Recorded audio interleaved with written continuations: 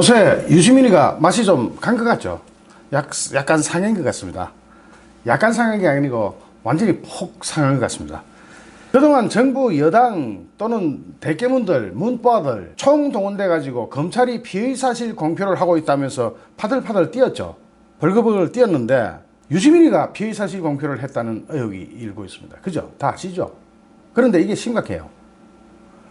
유시민이는 알릴레오 시즌2라는 첫 생방송에서 지가 취재를 좀 했다 하면서 압수수색 목록에 정경심과 조국이 함께 사용한 컴퓨터가 있었고 거기에 조국 이름이 한번 나온다고 한다고 했습니다. 유시민이 압수수색 목록을 언급하면서 정경심과 조국이 함께 사용한 컴퓨터라고 하면 이게 어찌 됩니까? 어디선가 이 자료를 받았죠. 누구한테 받았을까요? 여기에 조국의 이름이 한번 나오는 것 외에는 전체를 통틀어 조국의 이름이 언급된 바 없다는 그런 취지로 말하는 거 아닙니까? 그죠? 이 때문에 일각에서는 유시민이 압수수색 목록을 입수해서 일부를 방송에서 누설한 것 아니냐 이런 말이 나오고 있죠. 유시민이가 어디 가서 이걸 구해옵니까? 우리도 구하기 힘든데 이건 조국이나 정경심이나 그 변호사들 말고는 나올 데가 없죠. 그러면 그 사람들도 피해사실 공표하면 됩니까? 안 됩니까? 안 되죠. 근데 유시민이 정통으로 피해사실 공표를 해버린 셈입니다. 그 정도가 아니라 유시민은 검찰이 하루 종일 조국 아들이 쓰던 컴퓨터에 붙어서 포렌식을 했다고 한다 하면서 이런 말도 했습니다. 이걸 어떻게 알아요, 지가? 하루 종일 그게 붙어 있었는지 지가 현장에 들어가서 취재했습니까? 마치 압수수색 상황을 눈에 본 것처럼 선명하게 이야기를 한 겁니다. 유시민은 이런 본인의 정보를 토대로 해서 조국은 자택 압수수색과 관련해서는 법적 지위가 아무것도 아니다. 아무것도 아니다. 없다. 조국이 피해자 신분인지 아닌지는 압수수색에 관련된 정보로는 알 수가 없다. 이 역시 유시민이 지가 어떻게 알았습니까? 이거 피해사실 공표에 해당되죠. 이거 역시 알려줄 사람 딱 정해져 있습니다. 조국, 정경심이, 그리고 변호사들. 그럼 이 사람들은 다 피해사실 공표될까봐 이걸 꽉 다물고 있는데 유시민이 지가 다 떠들어 부른 겁니다. 이러자 검사 출신들이 가만히 있을 수 있습니까? 검사 출신 정점식 의원은 유시민이 정경심이나 변호인에게서 수시로 상황을 듣고 유튜브에서 이야기한 것으로 추정될 수 있는 발언이라면서 자기 편을 옹호하기 위해서 지금까지 여권에서 비난해온 피의사실 공표를 지가 직접 해버린 거 아니냐 하고 말했습니다. 유시민은 이달 초에 조국 딸의 가짜 표창장 의혹과 관련해서도 최성대 동양대 총장에게 전화를 걸어가지고 외압 의혹을 불러일으킨 바 있죠. 당시에도 유시민은 저도 유튜브 언론인이라 사실관계간에 취재한 것이라고 말했습니다. 이게 유시민이 지는 피해사실 공표 마음대로 해도 되고 검찰은 손톱만큼만 흘려도 피해사실 공표라고 파들파들 떨고 고발을 하니 뭐니 하는 이런 여당의 작태. 그런데 이게 한두 건이 아니죠. 유시민이 요즘 물 만난 고기처럼 막 마구잡이로 막 휘젓고 다니면서 난리가 났습니다. 그러자 현직 부장판사가 나서서 일갈을 했습니다. 현직 부장판사가 유시민 이쯤 되면 막 가자는 것이냐라고 글을 올렸습니다. 이분이 김태규 부산지법 부장판사인데요.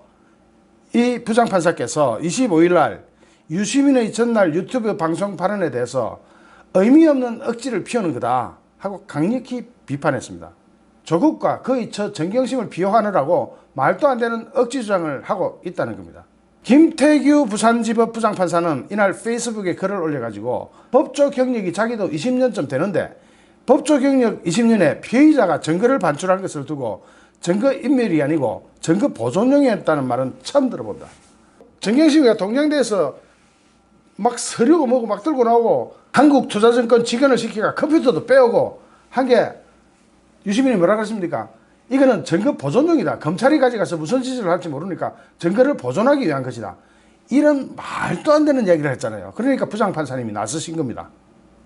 현란한 말재주라고 환호하실 분이 계실지는 모르겠지만은 이런 거는 논리적이지도 않고 지성적이지도 않고 현실적이지도 않은 그냥 아무 의미 없는 억지를 피우는 것으로밖에 보이지 않는다. 그러면서 노무현의 집권 초기에 검사와의 대화에서 나왔던 발언을 인용해서 이쯤 되면 막 가자는 거지요 라고 썼습니다. 김 부장판사는 수사 주체가 증거를 조작할 거라는 아무런 근거도 없이 피해자가 미리 그리 예단하고 증거를 빼돌린다는 말은 그냥 말문이 막혀버린다. 그러면서 국정농단, 사법농단, 적폐청산 그 온갖 칼부림이 일어날 때 그때 검찰이 증거를 모두 조작한 거 아닌지 살펴봐야 된다. 혹시 그때의 검찰이 지금의 검찰과 다른 주체냐? 똑같은 검찰이잖아요.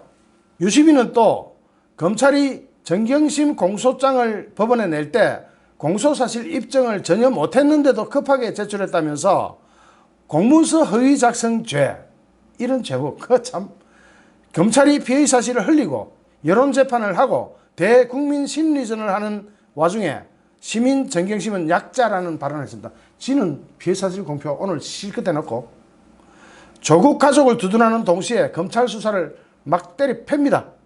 유시민은 검찰을 증거를 조작하는 범죄 집단으로 만들어버렸습니다. 이 유시민 그냥 둬야 됩니까? 일단 입에 테이프 딱 붙이고 끌고 가서 조사해봐야 되는 거 아닌지 모르겠습니다.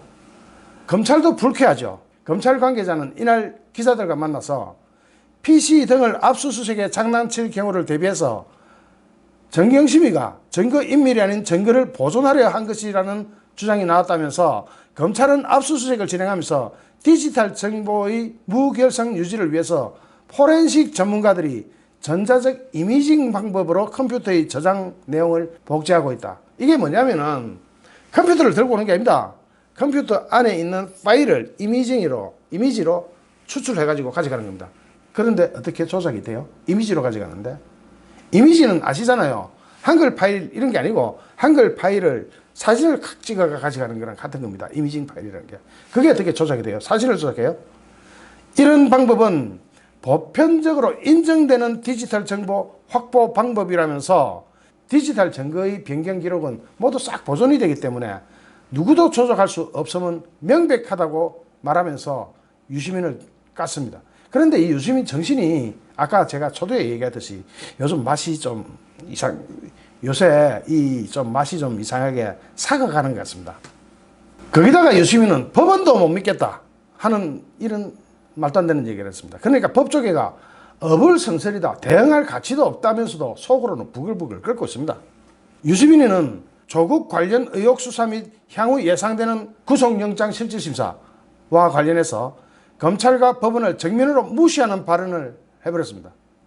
법조계는 황당하다, 대꾸할 가치도 없다는 반응이 준데 유시민의 발언은 도를 넘어갔다 이런 반응들입니다.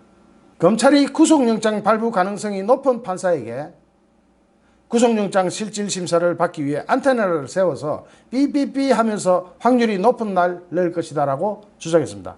이런 경우 원래 정상적인 국가에서는 구속영장 발부 확률이 제로다. 이 유시민이 진짜 뭘 모르네요. 이거 구속영장 발부 100%입니다. 제가 생각할 때는 그렇습니다. 저는 50대 50이라고 본다. 나는 대한민국 법원을 믿지 못한다. 이제는 법원도 못 믿겠다. 아까는 검찰이 압수수색 해가지고 증거 조작한다 하고 이번에는 법원도 못 믿겠다고 얘기합니다. 검찰도 법원도 못 믿으면 유시민은 다른 나라가 살아야 됩니다.